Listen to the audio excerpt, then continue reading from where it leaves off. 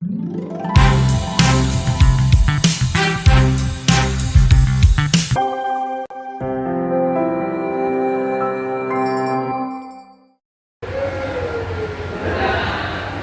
pagi Bu Eva, bagaimana kabarnya? Selamat pagi Bu Sri, alhamdulillah baik saja. Alhamdulillah. Kali ini Bu Eva mau ke kelas ya Bu? Iya. Melaksanakan pembelajaran ya Bu Eva? Iya. Bu Eva izinkan saya nanti untuk bersama-sama Bu Eva masuk kelas ya Bu Eva? Oke, siap. Sebelum masuk ke kelas, saya ingin melaksanakan percakapan dulu sebelum dengan masuk ke kelas. Ngomong-ngomong nanti tujuan pembelajarannya apa Bu Eva? Ya, jadi untuk nanti tujuan pembelajarannya menganalisis permasalahan terkait pengelolaan sumber daya alam di Indonesia. Materi pembelajaran geografi ya Bu Eva? Iya. Terus untuk area pengembangan yang akan dicapai itu apa Bu Eva? Ya, jadi nanti untuk area pengembangannya pembelajaran dengan pendekatan ASE. Bagus ya Bu, ASE. Kemudian untuk strategi yang dipersiapkan apa Bu Eva untuk melaksanakan pembelajaran dengan pendekatan KSE itu? Untuk strategi yang dilakukan, yang pertama mempelajari segala sesuatu tentang pembelajaran KSE. Kemudian yang kedua membuat modul ajar yang sesuai dengan pembelajaran KSE. Yang ketiga yaitu mempelajari 3 kerangka signature practices yang sesuai dengan KSE, mulai dari pembukaan yang hangat dan inklusif. Kemudian yang kedua tentang kegiatan pembelajaran yang menantang dan melibatkan peserta didik. Yang ketiga yaitu penutupan yang optimis. Ya, semoga nanti kegiatan pembelajarannya berjalan dengan lancar ya Bu Eva. Ya, amin, terima kasih Bu. Monggo silakan ke kelas, nanti saya ikut bimbingan ya Bu. Oke.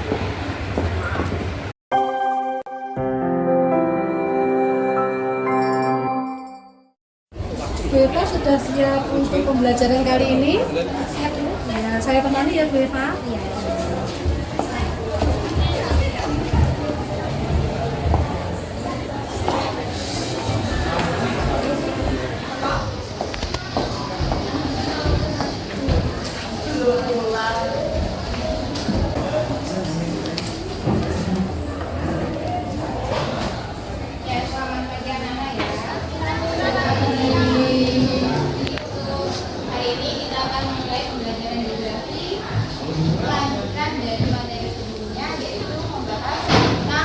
Bagaimana pengelolaan sumber daya alam yang berkelanjutan serta permasalahan apa yang ditimbulkan dari pengelolaan sumber daya. Siap ya?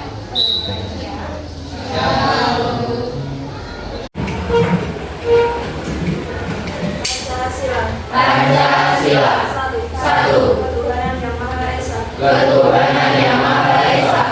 Dua. Kemanusiaan yang adil dan beradab. Kemanusiaan yang adil dan beradab. Tiga. Persatuan Indonesia. 4. Kerakyatan yang dipimpin oleh hikmat kebijaksanaan.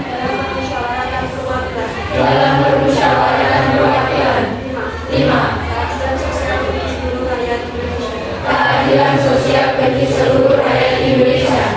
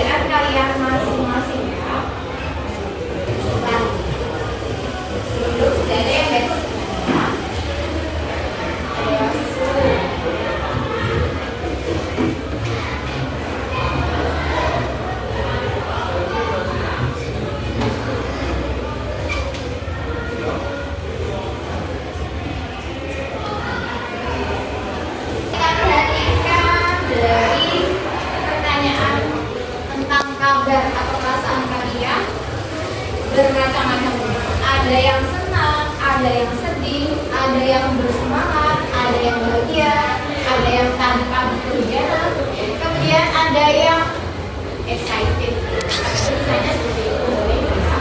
Ada yang letih, ada lesu, ada yang mengantuk, ya kan tadi sudah bilang.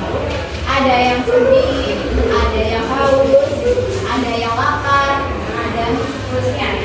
Manfaat hutan antara lain yaitu menyuplai oksigen, mencegah banjir, dan menjaga keseimbangan ekosistem. Oke, bagus sekali ya. Manfaat hutan bagi kehidupan manusia diantara bisa mencegah banjir, tanah longsor, menjaga keseimbangan ekosistem, habitat dari berbagai flora fauna, dan seterusnya. Jadi banyak sekali manfaat dari hutan ya. Oke. Dengan adanya berbagai potensi sumber daya alam yang dimiliki negara kita, otomatis kita harus bisa mengelola sumber daya alam dengan baik, dengan bijak ya. Bagaimana caranya? Ya, caranya dengan mengelola secara berkelanjutan. Jadi sumber daya alam yang ada harus dikelola dengan cara yang berkelanjutan. Nah, maka hari ini materi yang akan kita pelajari tentang pengelolaan sumber daya alam yang berkelanjutan, disertai masalah apa yang timbul dari pengelolaan sumber daya alam tersebut. Ya, silakan disiapkan. Oke. Bila kita bisa mengelola sumber daya alam dengan berkelanjutan, maka akan menjamin ketersediaan bagi generasi yang akan datang. Misalnya, sekarang satwa yang terancam punah itu namanya apa? Ada yang tahu? Apa? Harimau Sumatera, salah satu satwa yang terancam punah. Jadi populasinya semakin lama semakin berkurang. Jadi apabila kita mampu mengelola sumber daya alam secara berkelanjutan, maka generasi yang akan datang masih bisa menyaksikan adanya harimau Sumatera. Jadi tidak punah. Kemudian poin yang kedua yaitu kaitannya dengan lingkungan. Ya, jadi fokus pengelolaan sumber daya alam yang berkelanjutan adalah kelestarian lingkungan. Ya, jadi sumber daya alamnya mampu dikelola dengan baik, mampu memberi kebermanfaatan bagi masyarakat. Di samping itu juga dapat melestarikan lingkungan. Lingkungan tetap lestari. Sumber daya alam yang tak terbarukan berarti apabila cadangannya habis berarti ya habis, tidak bisa diproduksi lagi. Kalaupun memproduksi lagi butuh waktu yang sangat lama, panjang. Contohnya apa saja? Ya, minyak bumi, beras, dan seterusnya, dan berbagai barang tambang. Kemudian sumber daya alam yang terbarukan, artinya apabila cadangannya habis masih bisa diproduksi lagi dalam jangka waktu yang relatif singkat. Contohnya apa di sini? Air, terutama dari tumbuhan, hewan. Nah, itu contoh sumber daya alam yang terbarukan atau dapat Dari mulai bangun pagi hingga tidur kembali, saya menggunakan sabun, sampo, pasta gigi, minyak goreng, dan sabun cuci. Juga menikmati makanan ringan seperti es krim, biskuit, atau coklat. Yummy! Bagaimana dengan kalian? Produk rumah tangga seperti sabun, sampo, pasta gigi, minyak goreng, serta produk serupa lainnya merupakan kebutuhan harian yang tidak bisa kita hindari penggunaannya. Banyak dari produk tersebut mengandung minyak sawit. Minyak sawit adalah minyak nabati yang semakin diminati karena murah dan paling tinggi produktivitas per hektarnya dibandingkan dengan minyak nabati lain. Misalnya, minyak kedelai, minyak bunga matahari, minyak bunga rapat, dan lain-lain. Nah, karena banyak sekali penggunaannya, permintaan dunia akan minyak sawit pun semakin meningkat, khususnya dari Indonesia. 70% minyak sawit Indonesia diekspor ke luar negeri untuk diolah menjadi produk rumah tangga. Baru sisanya digunakan untuk keperluan dalam negeri. pemerintah Indonesia menargetkan peningkatan produksi minyak kelapa sawit hingga 40 juta ton pada 2020 dari produksi saat ini sebanyak 20 juta ton. Peningkatan produksi kelapa sawit yang tidak bertanggung jawab menimbulkan konsekuensi yang berdampak buruk bagi alam, bagi iklim, dan manusia yang hidup di muka bumi ini.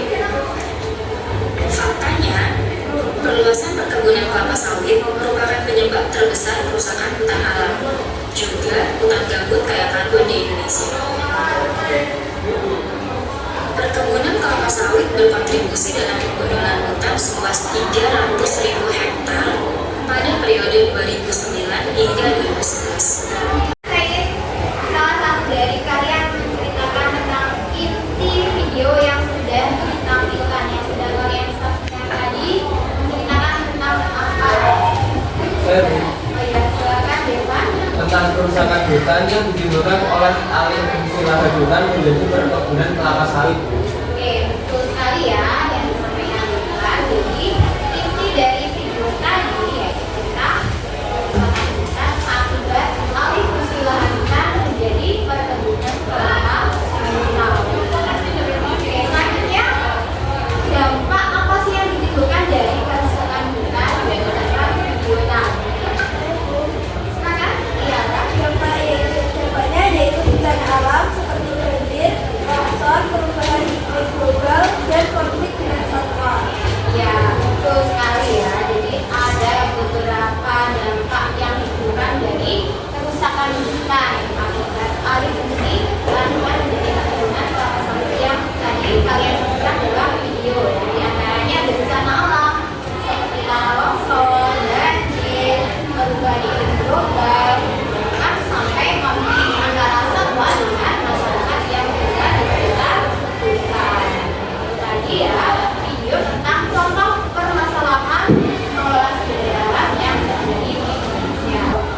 Mendiskusikan salah satu permasalahan pengelolaan sumber daya alam yang terjadi di Indonesia berdasarkan artikel atau bahan bacaan yang nanti saya berikan pada masing-masing kelompok. Kalian sudah kesulitan kok kelihatannya khusus sekali. Apa kita perlu senang dulu? Ya, kita senang dulu ya biar lebih relax ya. Ini senangnya mudah sekali ya. Hanya gerakan tangan dan kaki saja. Tidak perlu yang lain.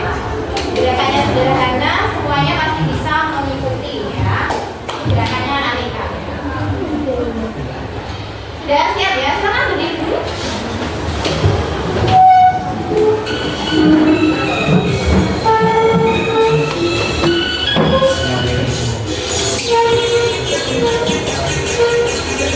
Tenang ya.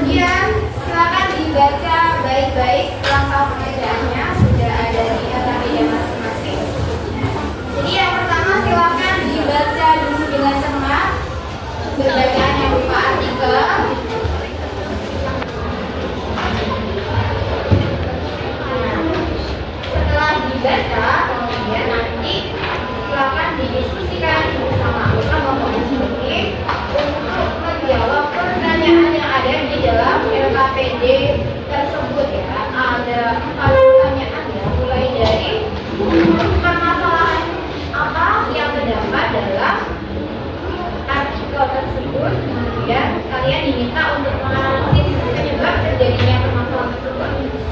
Yang selanjutnya, dampak yang ditimbulkan akibat permasalahan tersebut apa. Yang terakhir, solusi untuk mengatasi permasalahan.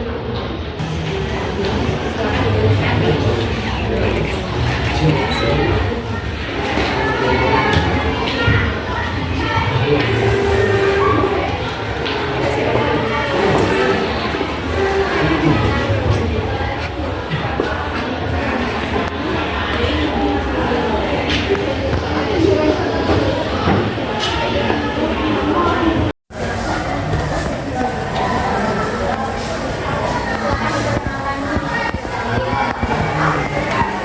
Assalamualaikum warahmatullahi wabarakatuh. Kami dari kelompok 1. Perkenalkan, nama saya Nani Liliana dari absen 23. Saya SMK Jati Putri absen 1.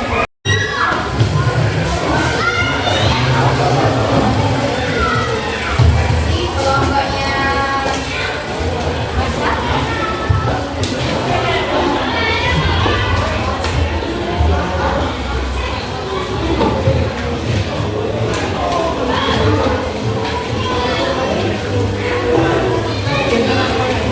Jadi dari ketiga jenis artikel untuk analisis masalah yang kelompok sudah disajikan oleh kelompok yang presentasi tadi di kelompok ya. Sekarang saya ingin berdasarkan hasil diskusi dan presentation yang sudah kalian lakukan, permasalahan apa saja sih yang terjadi dalam hal pengelolaan sumber daya alam yang terjadi di Indonesia. Sumber daya alam dapat dimanfaatkan dengan baik, akan tetapi lingkungan dapat terjaga kelestarian. Tadi ya, bahasan tentang diskusi tentang permasalahan pengelolaan sumber daya alam yang terjadi di Indonesia. Oke.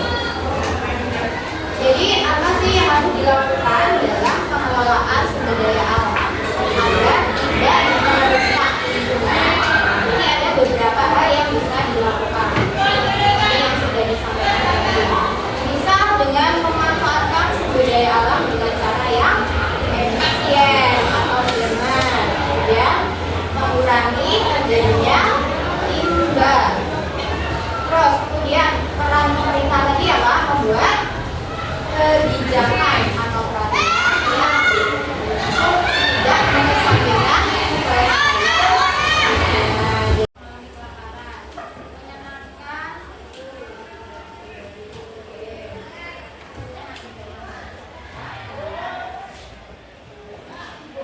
sumber daya alam dengan tepat sangat penting. Menyenangkan. Oke, baik.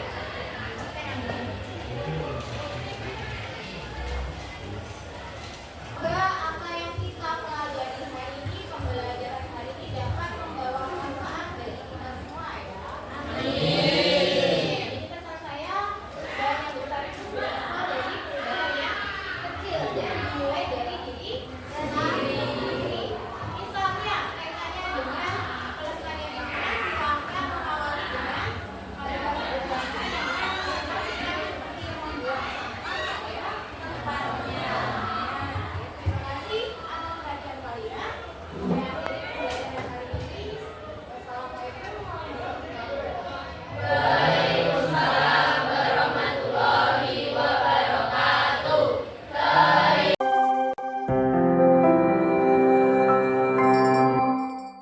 Alhamdulillah Deva, kegiatan pembelajarannya sudah berjalan lancar ya tadi. Alhamdulillah.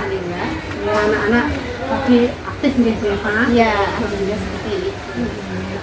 Terus untuk refleksinya Deva apa Bu dalam kegiatan pembelajaran tadi? Ya, tadi untuk kendala yang saya hadapi yaitu kesulitan dalam menyesuaikan alokasi waktu antara yang di modul pembelajaran dengan yang kondisi di lapangan ketika pembelajaran tadi. Iya. Sempat ada kelebihan sedikit ya Bu Eva tadi. Iya. Iya. Terus untuk kegiatan pembelajarannya sudah berjalan lancar ya Bu? Iya, jadi kegiatan pembelajaran mulai dari pembukaan yang hangat tadi saya awali dengan menanyakan kabar peserta didik ya, apakah sudah sarapan, bagaimana perasaan mereka sebelum kegiatan inti pembelajaran dimulai. Kemudian untuk kegiatan inti tadi setelah saya menyampaikan inti materi, kemudian mengajak peserta didik untuk berdiskusi menganalisis permasalahan pengelolaan sumber daya alam yang ada di Indonesia secara berkelompok. Kegiatan tersebut menunjukkan adanya tantangan bagi peserta didik serta melibatkan seluruh peserta didik dalam kegiatan pembelajaran. Kemudian kolaborasi begitu ya? Iya, kolaborasi. Kemudian untuk kegiatan penutup diakhiri dengan motivasi kepada peserta didik agar lebih bersemangat dalam mengikuti pembelajaran geografi pada pertemuan. Luar biasa sekali Bu. Iya. Sudah KSE-nya tadi memang sudah, setelah saya amati tadi Bu, KSE-nya memang sudah tertuang semua, mulai dari pembukaan yang hangat tadi sudah ada, Iya. kegiatan pembelajaran yang menantang tadi seperti diskusi, terus presentasi ke depan juga sudah ada, Ya. terus penutupan yang optimis juga sudah ada Bu Eva. Untuk rencana tindak lanjutnya bagaimana Bu Eva? Jadi untuk rencana tindak lanjut yang akan saya lakukan yaitu untuk kedepannya pembelajaran berikutnya akan lebih memperhatikan alokasi waktu yang tersedia agar tidak terlalu molor atau malah ada yang kurang gitu. Jadi hambatannya kadang seperti itu. Iya. Terima kasih Bu Eva untuk catatan pasca observasinya. Saya ucapkan terima kasih, sukses selalu Bu Eva. Semoga siswanya makin berprestasi, hingga juga makin berinovasi untuk pembelajaran berikutnya. Terima kasih Bu Eva.